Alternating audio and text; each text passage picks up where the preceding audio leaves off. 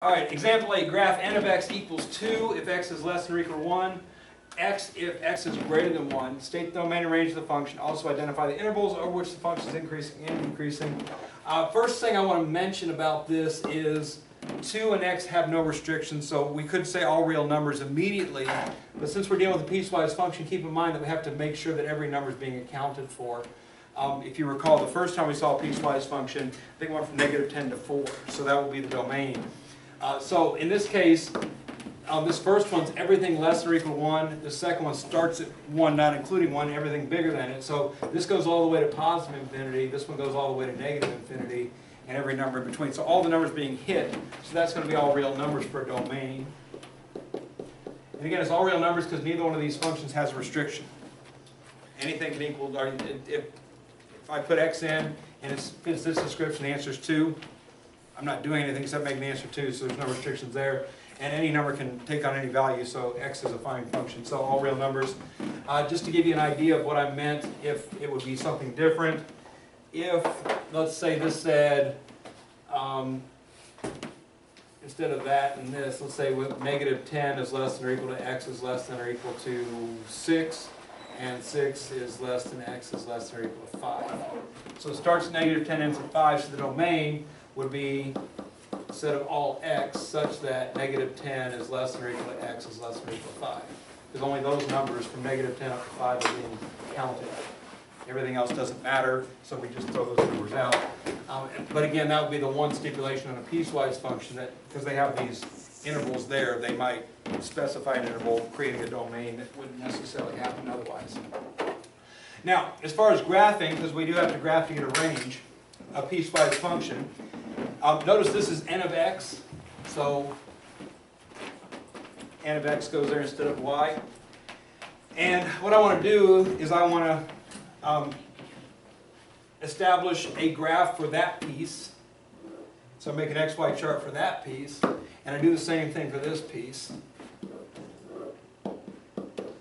And when I pick numbers for the blue part, I'm going to pick numbers that are less than or equal to 1. I want to make sure I pick one because it's the boundary. And less than 1 would be 0, -1, and so on. This tells me n of x equals 2 if x has this description. All these numbers have that description, so I'm going to get an answer of 2 for each one. The boundary number, you have to make a decision. Only the boundary number you have to make a decision. This says less than or equal to 1. The decision is either closed circle or open circle. If your inequality has an equals to on it, it's going to be a closed circle. So for that part of the graph, just the n of x equals 2 for x less than or equal to 1. At 1, 2, I've got a closed circle. At 0, 2, I've got a closed circle. At -1, -1, 2, I've got a closed circle. These are closed because they're inside this interval. All right, so you don't have to worry about those. They're always closed if they're not the end point. The end point sometimes is closed, sometimes it isn't. And hopefully you can see if we're starting here going that way, everything equals 2, so it's just going to be a constant function going off to the left, all the way to negative infinity. Now we look at the red function, x is the answer, if x is greater than 1. I want to pick numbers greater than 1, but I do want to slightly bend the rules a little bit. I'm going to pick 1 also. Even though I'm not supposed to, I'm going to pretend I can. Always pick the boundary number, regardless if it says equals 2 or doesn't say equal to. Always pick it. Greater than 1 then will be 2, 3, and 4, and so on. All right? This is telling me the answer is x if it looks like this. And again, I'm pretending I'm allowed to equal right now, even though it doesn't say so. All right, so if it was allowed to be equal, 1, 1 would be a point. Then if x is 2, so n of x is 2. 3, n of x is 3. 4, n of x is 4. All right, n of x equals x, so whatever x is, n of x is the same thing. But at 1, since there's no equals to, I'm going to put an open circle. Only at 1, not at the rest of the points, because 2, 3, and 4 are all greater than 1, so they get closed circles. So again, the boundary number is the only one you have to concern yourself with the open closed circle question. If I plot these points, open circle at 1, 1, and then a closed circle at 2, 2, and 3, 3, and 4, 4, it's creating this line like this. It goes on forever to infinity. So I just continue the line on like so, more or less, straight to the bed.